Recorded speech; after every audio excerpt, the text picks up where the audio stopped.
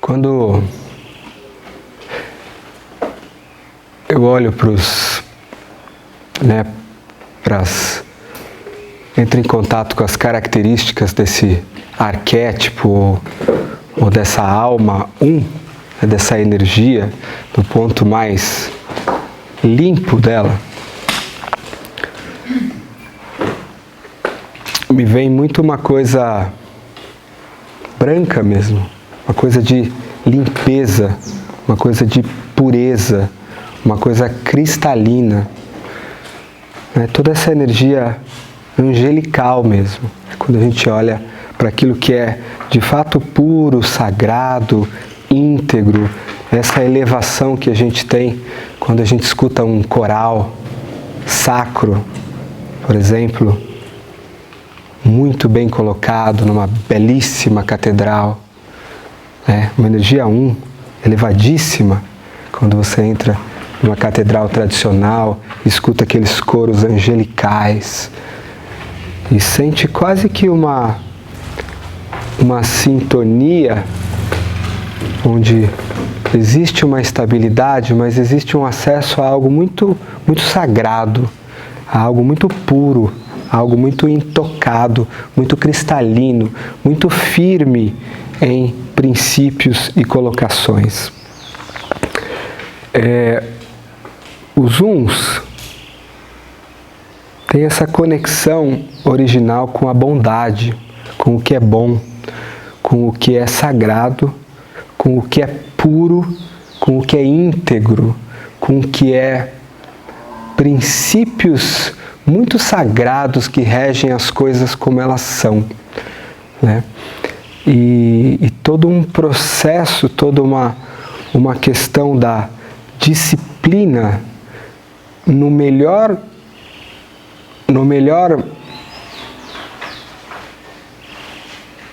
significado que essa palavra pode ter, né? Essa questão de eu me dedicar ao sagrado, da minha disciplina está muito fundamentada em coisas que são justas, coisas que têm valor, coisas que têm um acesso moral elevado, coisas que estão para o lado daquilo que é, divinamente falando, mais certo, o caminho mais correto, de princípios mais nobres, e uma dedicação e um alinhamento para estar nessa frequência, né? Seguir a isso. Quando eu vou para em estágios, né, mais próximos da alma como ela é, eu vou ter uma mente, um centro mental receptivo e aberto. E é interessante que um dos nomes dados para o é o racional. Por incrível que pareça, esse é um dos nomes que a gente dá para o 5, mas chama-se também, o Enneagrama Institute chama também do tipo racional, aquele que tem uma habilidade e uma possibilidade de usar uma razão quando ela não é distorcida. Uma das coisas que a gente vai ver conforme vai se distanciando dos níveis saudáveis, né, vai espiralando para baixo, é que, obviamente, o que acontece com ele nos primeiros 3 níveis de desenvolvimento é que o instinto dele, de alguma forma, o centro instintivo se desbalanceia um pouco, e aí ele passa a trazer as questões que a gente já conhece, né? A necessidade a raiva, a necessidade do controle, toda essa agenda corporal das necessidades do meu corpo, e essa visão mais certo e errado das coisas, mais instintiva. E quando ele desce, né, tem um choque do nível 3 para o nível 4 e entra na faixa média, o que acontece com é que o centro que é de inteligência que é sequestrado é o centro emocional. E isso é muito legal porque o próprio Dom Riso, ele escreveu coisas do tipo, né, ele morreu há alguns anos, mas escreveu coisas do tipo, que quando aquele né, na faixa média está lá e de repente ele vem, cara, não tenho que limpar essa casa de qualquer jeito agora, tenho que arrumar. que isso tem muito mais a ver com o emocional dele, que começa a se distorcer e começa a operar na agenda do corpo.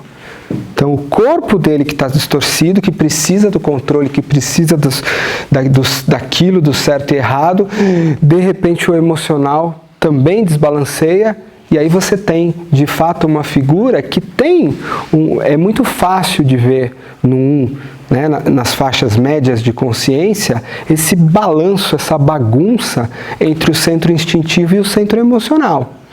Um está sempre acessando as emoções. Está com raiva, não está com raiva, está bravo com isso, passa daquilo, vem um negócio que eu tenho que arrumar essa casa agora. Isso não é uma decisão racional.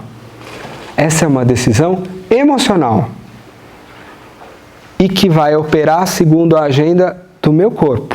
Então eu passo a ter alguém cuja agenda passa a operar dentro de instinto, emoções. Né? Tenho que arrumar isso, tenho que falar coisa para o fulano. Tudo vem carregado de muita emoção.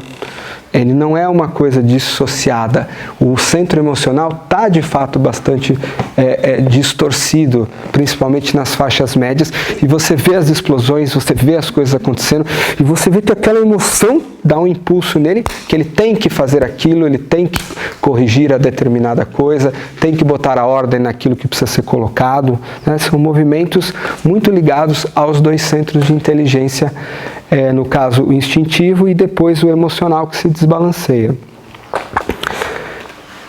Eu me lembro que a primeira vez que eu tomei contato com esse conceito, eu levei um tempo para entender. E aí eu comecei a pensar muito na minha mãe, que é um tipo 1 do Enneagrama, uma autopreservação que tem, né, tudo isso que eu estou dizendo, e que, obviamente, em alguns momentos tem alguns acessos fantásticos a níveis mais elevados de consciência, lances assim, relances. E uma das coisas que, né, quando eu tomei contato com esse conceito, há não muito tempo atrás, e eu não compro nenhum conceito, né, nós setes não compramos muito conceito, a gente joga para dentro, experiencia e vai ver se aquilo faz sentido ou não. Acho que isso é uma coisa muito legal. É muito difícil a gente seguir dogmas, regras, é complicado, mas trazer para a nossa experiência, validar a partir da experiência e emergir com alguma coisa.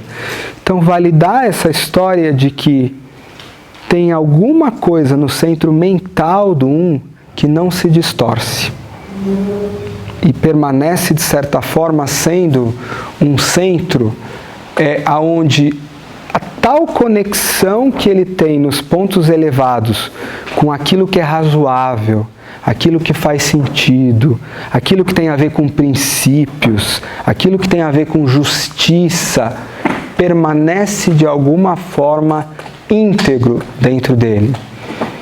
E o interessante é que a mágica acontece. Porque nós somos programados para o crescimento, faz parte da nossa alma querer crescer. Então, quando eu vou amando e aceitando todas as minhas partes e tudo bem, chega um momento que elas cumprem o ciclo de vida delas. Elas nascem, crescem, morrem e abrem espaço para outras coisas. Quando eu resisto a partes ou fases dentro de mim, essas partes ou fases obrigatoriamente são obrigadas a permanecer ali, bravamente brigando comigo. A mente 1, portanto, quanto mais vai descendo, vai entrando num estado de julgar um pouco mais. Né? Julgar um pouco mais com base em quê? Com base naquilo que deveria ser o certo e o errado, os princípios maiores. Agora, claro que quanto mais distante eu estou, né, da minha fonte, eu posso ir tendendo a pegar princípios e regras e outras, né, linhas de certo e errado que não tem mais tanto a ver com aqueles que são os princípios sagrados e de pureza. Qual é o grande medo da alma 1? Lá em cima, de não ser bom. Esse é o grande medo da alma 1. Eu poderia dizer que também ele tem outras facetas, como o Um pouquinho, alguns níveis abaixo, ele aparece como o medo de haver um defeito fundamental em mim, ou um erro. Mas o grande medo da alma é o medo de não ser bom, de não ser puro, de não ser limpo, de ter alguma coisa em mim que é impura, que é suja. Tá? Esse é o grande medo da alma 1. E, de alguma forma, tudo que eu faço, ele passa a refletir esse espelho de querer a pureza, o contato com o que é puro, o contato com o que tem princípios. Os uns elevados, eles são grandes exemplos da My life is my message. A minha vida é a minha mensagem. Frase de Gandhi. Quando você olha para os uns elevados, você vê que a vida deles tem uma coisa de disciplina, e aí eu estou falando da disciplina do samurai, a disciplina do sagrado, né? O samurai, ele reflete muito isso. Se você pensar no filme O Último Samurai e pensar no personagem do Katsumoto, aquela devoção naquela vila, a maneira como eles prestam atenção em cada coisa, né? O ritual do chá é sagrado, os meus antepassados são sagrados, aquela hierarquia é sagrada, a maneira como meu kimono é colocado e desdobrado, tudo é sagrado. Tudo tem uma pureza, uma presença e uma coisa no ar de, ao mesmo tempo que é serenidade, existe uma disciplina muito forte. É claro que quanto mais eu desço nos níveis de consciência, a disciplina vai se transformando em repressão. Ela vai se transformando numa disciplina forçada, obrigatória, né, que se junta com a formação reativa, que se junta com a tendência ao julgamento. Mas, em essência, eu estou falando daquela disciplina sagrada. Então, quando um Gandhi, ele decide que a minha vida vai ser viver segundo estes princípios elevados de moral e de ética. E assim será a minha vida. Não tem nada que seja mais sagrado do que isso. Então você encontra esse tipo de pessoas com uma dedicação, com uma conexão com o bom, com o princípio, com o sagrado, e tornando-se, fazendo da própria vida um super exemplo da moral, um super exemplo do alinhamento, um super exemplo da disciplina, um super exemplo da dedicação a essas virtudes mais elevadas. Para o Russ, um outro exemplo de um bastante elevado é o Nelson Mandela. Algumas pessoas colocam como 8, como 9. Do ponto de vista do Enneagram Institute, ele é um 1. E um bastante elevado. E aí, algumas das coisas interessantes que é mostrado, por exemplo, na relação dele com a esposa dele. A esposa dele era uma 8, a esposa do Mandela. E tem até filme, biografia, onde mostra qual é a reação dela à injustiça versus a reação dele à injustiça. Na reação dela, o que ela faz? Ela vai para a rua, ela vai lutar, ela vai fazer. A reação dele é, ok, eles são os nossos inimigos, mas esse não é um princípio a ser seguido. Brigar na rua, fazer revolta, fazer qualquer tipo de arruaça, não são princípios e valores altos. Tem uma cena do filme que ele fala, você não vai fazer isso, eu te proíbo. Obviamente ela não obedece, né? Como uma boa 8. Mas para ele, preso dentro de uma total injustiça, não fazia sentido usar a mesma coisa, ou usar qualquer tipo de arruaça, ou usar qualquer tipo de posição que tirasse ele dessa integridade. Não fazia sentido. E ele permanece todo esse tempo, e ele sai de lá muito fortemente focado nas mesmas coisas, né? Uma das coisas que um elevado tem é o perdão. né, que é o oposto da culpa e do julgamento.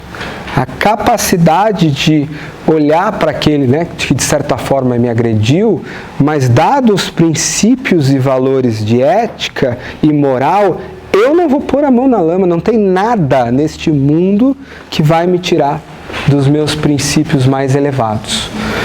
É outra pessoa que na qual você olha, a vida é uma mensagem. A maneira como ele viveu, né, e que não tem desvio de conduta, de certa forma, é uma inspiração para a coisa da honestidade, para a coisa da retidão, daquilo que é razoável, daquilo que é um bem comum. Não faz sentido eu tomar uma atitude que contra, né, a virtude maior do bem comum, daquilo que é razoável, vá ferir esses princípios. Simples assim, né, para pessoas nesse estado. Então essa conexão com o bom, com o puro, com os princípios, com a disciplina, com a devoção, são características muito bonitas do tipo 1. Então o 1 elevado, a alma 1 é muito conectada a essa razão. Então uma das coisas que a gente pode usar como âncora para trazer o 1 de volta, é trazer de volta a questão da justiça, é trazer de volta a questão daquilo que é ponderado, daquilo que é razoável. Isso, de certa forma, acorda nele essa ligação que ele tem e esse desejo de que o mundo e as coisas fossem assim. Então, quando a gente coloca essa primeira música, e ela de fato te leva para uma coisa muito de sagrado, né? Fala-se que a música de Bach é uma música de 1 sagrado, né? Quando você escuta Jesus, a Alegria dos Homens, né? E toda essa esfera de música sacra mesmo, bastante elevada, o quanto que ela te leva para perto dessa vibração que o 1 tem. Nesse estado mais elevado, o coração do 1, ele está num processo que, na tradição narrativa, né, e também a virtude é a serenidade. Né? O que é o coração sereno? O coração sereno é autoexplicativa a palavra, ele tem uma serenidade e uma aceitação de tudo que é diferente de eu ficar me revoltando contra tudo que é. No momento em que o meu coração vai perdendo a serenidade e a aceitação, eu acho que a palavra aceitação ela cai muito bem na virtude junto com serenidade, aceitação daquilo que eu vou, de certa forma, cada vez mais entrando num processo de não aceitação daquilo que é. O que me leva a uma revolta, o que me leva à paixão da ira. O que me deixa irado? Tudo aquilo que eu, de certa forma, não estou aceitando como é. Claro que a minha aceitação depende das minhas crenças, daquilo que eu tenho como certo ou errado, daquilo que eu quero. Mas, no fundo das contas, o que faz a ira do meu coração estourar é que tem algo que eu não aceito. Tem algo que eu não aceito desse jeito. E o meu movimento de como sendo um instintivo, é fazer o quê? Ficar parado? Não. Se tem algo que não aceito, que não está correto, o meu movimento natural é de ir lá corrigir. Nas múltiplas escalas. Sejam os próprios 1s elevados que estão fazendo o quê, de certa forma? Corrigindo o mundo. Estou falando de Gandhi, de Mandela. Não uma correção, mas é uma correção. Eu gostaria que esse mundo vivesse segundo outros princípios. A minha vida acaba sendo dedicada para isso. E quanto mais eu desço nos níveis de consciência, e aí do nível 3 para o nível 4, o meu emocional se perde fortemente, e aí o meu coração, que era receptivo, que era aberto aos outros, que era capaz de ter um pé maior na serenidade, começa a se fechar para os outros e aumenta a minha insensibilidade em relação ao efeito que eu causo nos outros. E eu passo a ser um pouco mais dominado pelo coração. Então aquela minha angústia de ter que fazer alguma coisa, às vezes te atropela. no nível 6, que é quase o nível patológico, esse nível é chamado, em todos os tipos do Enneagrama, o nível do controle interpessoal. É quando você passa, nesse nível você tem uma necessidade de controlar o outro. Não importa qual é o teu tipo do Enneagrama. Se você é um 7, você vai querer deixar os outros felizes de qualquer jeito. Não felizes, mas extasiados. Você tem essa necessidade. E também de causar algumas coisas no outro que são dores em você. No 1, o nível 6 é quando ele chega mais, a gente chama, né, o perfeccionista julgador. Aí, de fato, você vai ter alguém apontando para fora, julgando, dizendo que aquilo é errado, que não pode, que não deve. No nível 7, aí ele vira, de fato, aquele cara que, né, aí já perdeu, inclusive, a razão. E aí o que acontece com os 300 perdidos é que eu explodo para tudo que é lado, que eu saio corrigindo abertamente, que eu me encampo em determinadas crenças de certo e errado, defendo aquilo com a morte em todas. E no nível 8 e 9, existe uma despurificação, existe uma parte de mim de verdade extremamente suja.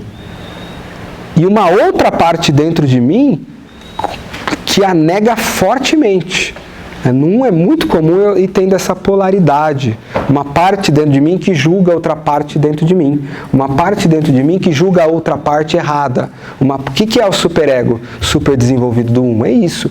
É uma parte em mim que fica me julgando. Nos primeiros níveis de consciência, ela opera muito mais me observando. Falando, cara, eu acho que você está saindo um pouco dos teus princípios.